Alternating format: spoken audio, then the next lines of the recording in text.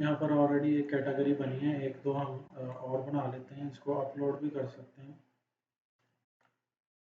Upload का भी तो फॉर्म दिया हुआ है, इसका कैटेगरीज ज़्यादा हैं तो इकट्ठी इधर से अपलोड भी कर सकते हैं।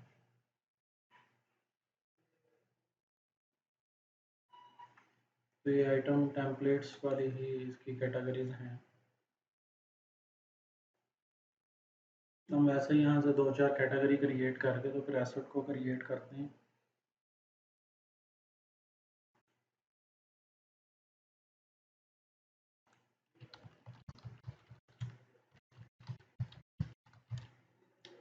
एक ये ओपन कर लिया, प्लांट एंड मशीनरी।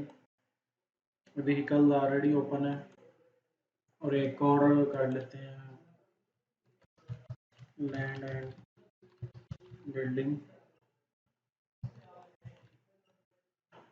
दो कैटेगरीज ओपन हो गई हैं। उसके बाद हम इसकी आइटम्स ओपन करेंगे, फिक्स एसेट आइटम्स, जो कि एक्चुअली में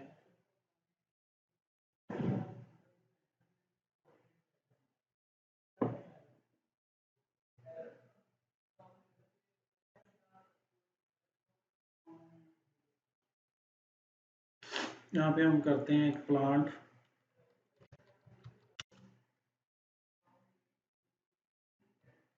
ए के नाम से एक कर लेते हैं, प्लांट ए।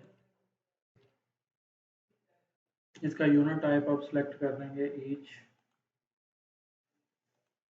और इसकी कैटेगरी सेलेक्ट कर लेते हैं प्लांट एंड मशीनरी, और लोकेशन इसकी आ जाएगी हेड ऑफिस या फैक्ट्री में ले लेते हैं इसको। अब ये सब्सिडरी भी यहाँ पर आ रही है। सब्सिडरी मतलब अपनी कंपनी है, जो हमारी कंपनी उसका नाम वो सब्सिडरी होती है। अब इसके यहाँ पर सारे हमने अकाउंट्स देने हैं, एसेट के अकाउंट्स, एक्सपेंस के अकाउंट्स, अकामुलेटेड डेप्रिसिएशन के अकाउंट्स। तो यहाँ पर हम सारे अकाउंट्स देंगे। यहाँ पर हम देखते हैं प्लांट एंड मशीनरी का वो अकाउंट है,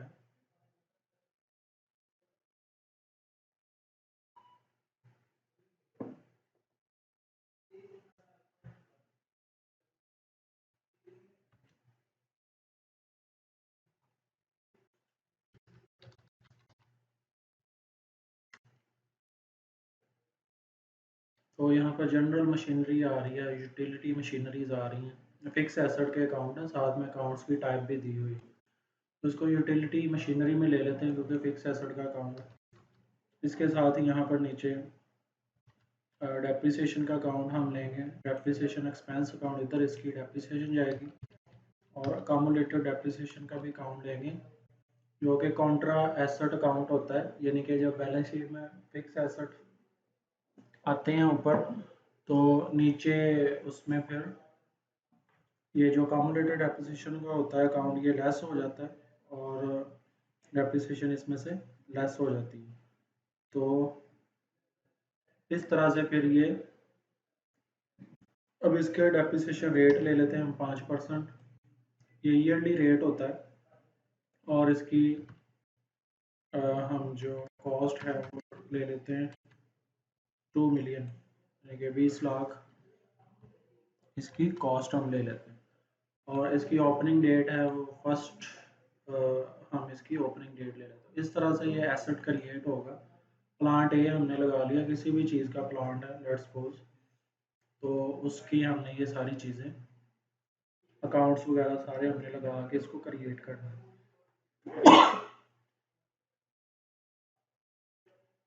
ये एक एसेट क्रिएट हो चुका है। अब इसी तरह एक और भी हम एसेट क्रिएट करते हैं, जो पहले से क्रिएट है वो मैं आपको दिखाता हूँ। एक व्हीकल का भी, गाड़ी का भी क्रिएट है, तो वो भी आपको दिखाता हूँ। अब ये जैसे होंडा सिविक, एक होंडा सिटी व्हीकल है, गाड़ी है, क्रिएट की हुई है। ये 15 लाख रुपए इसकी कीमत है। यहाँ पे अकाउंट उसके लिए सिलेक्ट कर लिया, फैक्ट्री व्हीकल। तो इसके डिफरेंट हेड ऑफ अकाउंट्स होंगे, जो कि उधर से हम उसको सिलेक्ट कर सकते हैं। इधर उसकी कैटेगरी भी सिलेक्ट कर सकते हैं, इसको सेव करवा देंगे। अब ये 15 लाख की ओपनिंग एक्विजिशन थी कॉस्ट, और 25 लाख की हमने एक और गाड़ी खरीद ली जो कि परचेजेस के ज़रिए हमने खरीदी, तो वो भी अमाउंट इसमें ऐड हो गई। टोटल ये इधर 40 लाख आ रहा है। तो इस तरह से इसकी जो वैल्यू है वो मतलब इसको हम यहाँ से ओपनिंग भी डाल सकते हैं इसका, और कोई भी एसेट हम क्रिएट करके उसको परचेज मॉड्यूल से परचेज भी कर सकते हैं। तो एक मैं दोबारा क्रिएट करता हूँ बिल्डिंग के नाम से।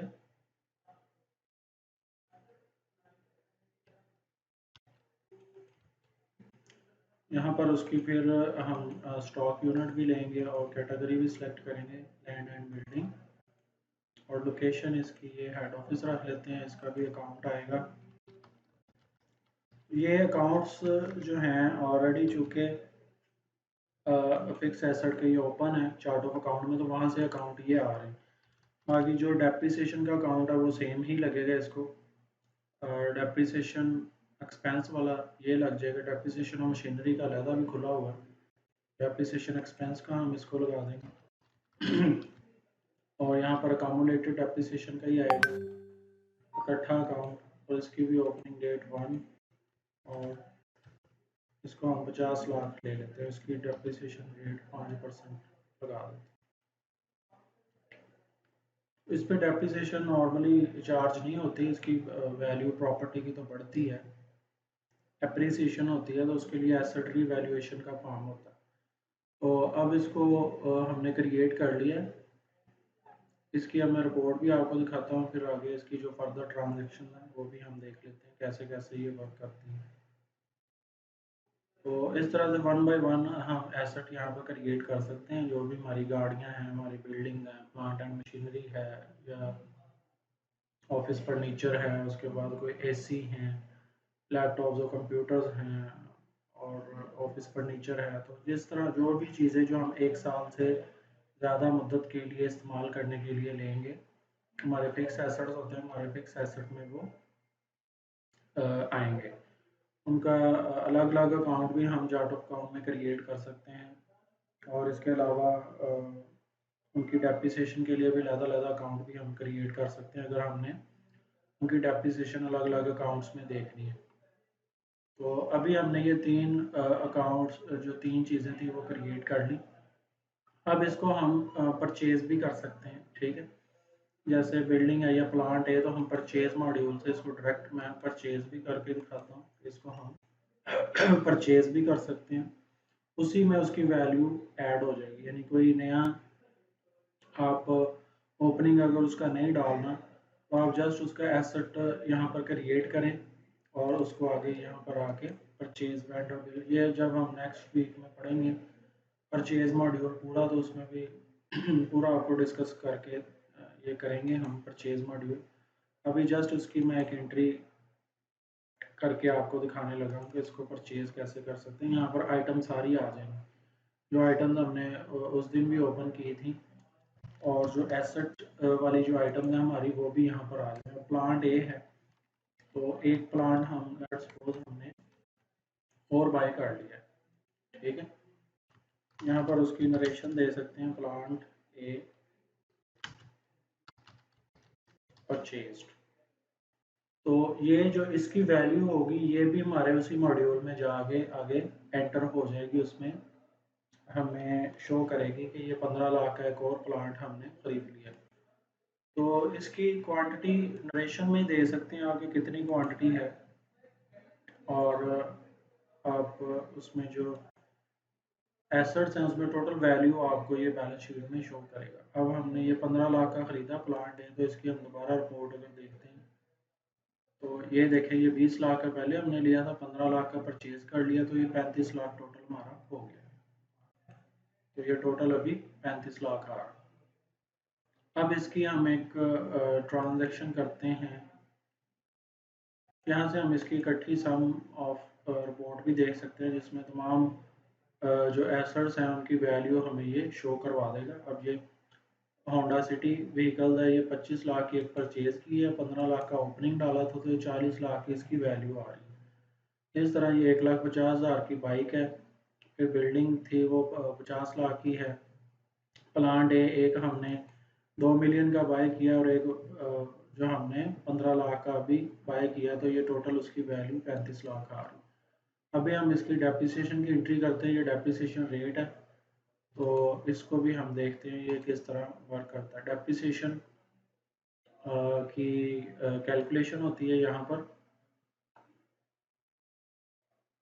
यहाँ पर हम कोई भी अकाउंट देकर, यानी कि लोकेशन देकर उसके जो डेट है वो हम 30 ले लेते हैं, उसकी कैलकुलेशन यहाँ पर कर सकते हैं। क्रिएट, अब ये डेप्रिसिएशन मैंने क्रिएट कर दी 30 नवंबर तक की, तो ये 1 2 3 4 एंट्रीज हो गई हैं डेप्रिसिएशन की। हम वन बाय वन देख लेते हैं क्या एंट्रीज हुई हैं। तो ये एंट्री का स्टेटस जो है वो पोस्टेड है, अप्रूव्ड, यानी कि इसका स्टेटस जा रहा है। और depreciation expense to accumulated depreciation, ये प्लांट ए की डेप्रिसिएशन हो चुकी है 14,383 प्लांट ए की डेप्रिसिएशन उसने चार्ज कर दी। तो इसी तरह हम आगे देखते हैं उसकी कितनी डेप्रिसिएशन चार्ज हुई है दूसरे की एसेट की। उसकी जो है वो 32,876 हो चुकी है दूसरे एसेट की। तो ये जेबी डाल चुके हैं। इसकी मैं कैलकुलेशन भी आपको करके दिखाता हूँ कि किस तरह से ये कैलकुलेशन होती है। अब यहाँ पर सबकी ये डेप्रिसिएशन देखें आ रही है।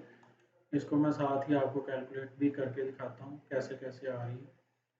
ये हमने जो कि 30 डेज की ये ली थी डेप्रिसिएशन, ये 1 मंथ की डेप्रिसिएशन उसने सबकी चार्ज कर दी है। तो इसको अगर हम कैलकुलेटर से भी फाइंड कर लें या उसकी देखें, तो हमें पता चल जाएगा कि कैसे ये।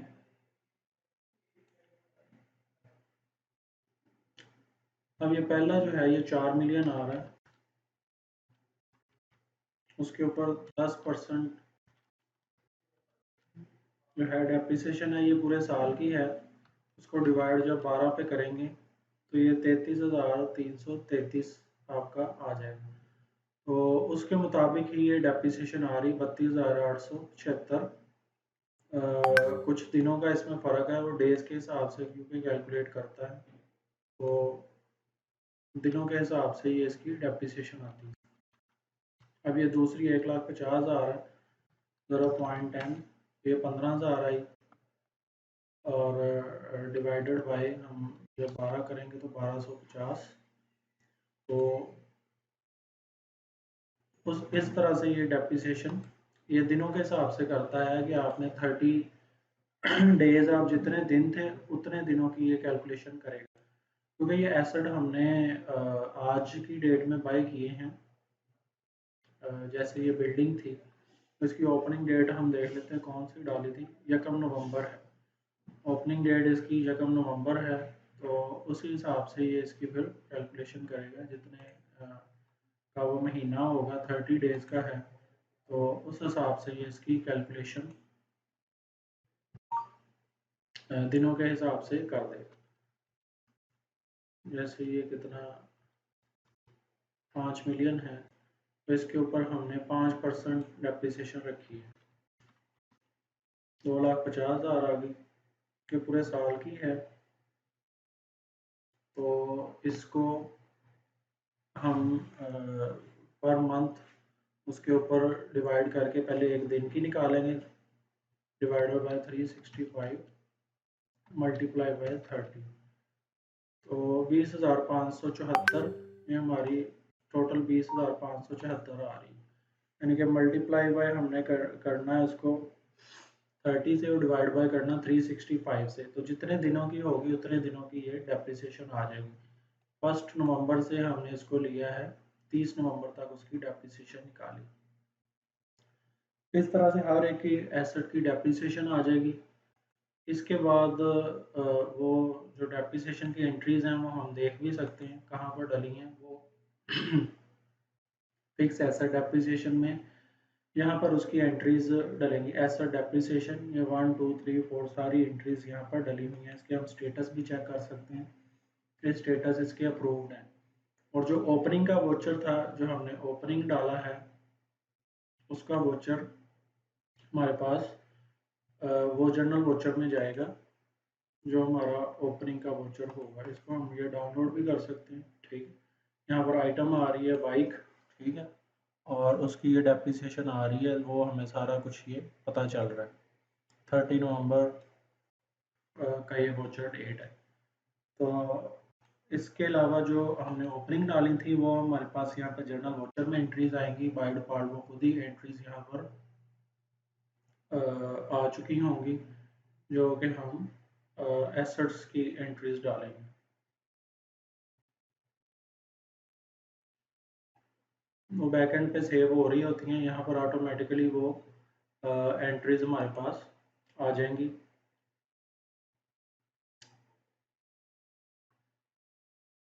तो इसके अलावा हम इसमें मज़ीद जो है वो डिस्पोजल ऑफ एसेट और रीवैल्यूएशन ऑफ एसेट भी देख सकते हैं। रीवैल्यूएशन का मतलब है, जैसे हमारी बिल्डिंग है, वो लाजमी नहीं कि उसके ऊपर डेप्रिसिएशन चार्ज हो, वो बढ़ भी सकती है, उसकी वैल्यू बढ़ भी सकती है। तो उसकी अगर वैल्यू बढ़ती है तो कितनी बढ़ती है, वो हम फिर उसको देख सकते हैं। उसके ऊपर वैल्यू हम उसकी बढ़ा भी सकते हैं। जैसे ये बिल्डिंग है, तो इसकी करंट बुक वैल्यू आ रही है और डेप्रिसिएशन भी आ रही है उसकी। तो रीवैल्यूएशन अमाउंट हम इधर लिख देंगे कि ये 52 लाख की हो गई है। ठीक है, उसको रीवैल्यूएशन हम 30 नवंबर को उसको